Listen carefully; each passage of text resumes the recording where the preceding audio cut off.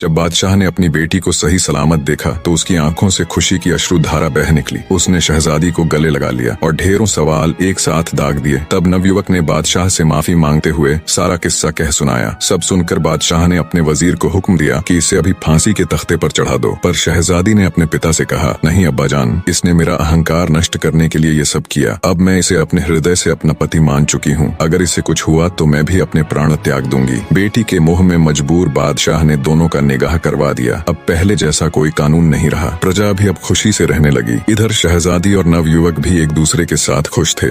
निष्कर्ष, सच्ची शक्ति और महानता केवल बाहरी ताकत, राज या सामर्थ्य में नहीं, बल्कि आत्म साक्षात्कार, विनम्रता और अपने भीतर की अच्छाई को पहचानने में है। शहजादी बानो, जो अपने शक्ति और सौंदर्य के अहंकार में चूर थी, अपनी गलतियों और असलियत को स्वीकारने के बाद खुद को बदलने का प्रयास करती है। नवयुवक, जो पहले केवल प्रतिशोध और सजा के विचार से प्रेरित था, धीरे धीरे अपनी कठोरता और गुस्से से बाहर निकलता है और उसे माफ करके एक नया दृष्टिकोण अपनाता है। यह कहानी यह भी सिखाती है कि सच्ची सजा किसी को शारीरिक रूप से दंडित करने में नहीं है, बल्कि उसे मानसिक और आत्मिक रूप से आत्म सुधार की दिशा में मार्गदर्शन करने में है। नवयुवक का कदम शहजादी को सजा देने की बजाय उसे एक मौका देना यह दिखाता है कि जब किसी व्यक्ति को आत्मग्लानि और पश्चाताप का एहसास होता है तो उसकी सुधार की प्रक्रिया शुरू होती है। इंसानियत की सबसे बड़ी शक्ति सच्चाई को पहचानने,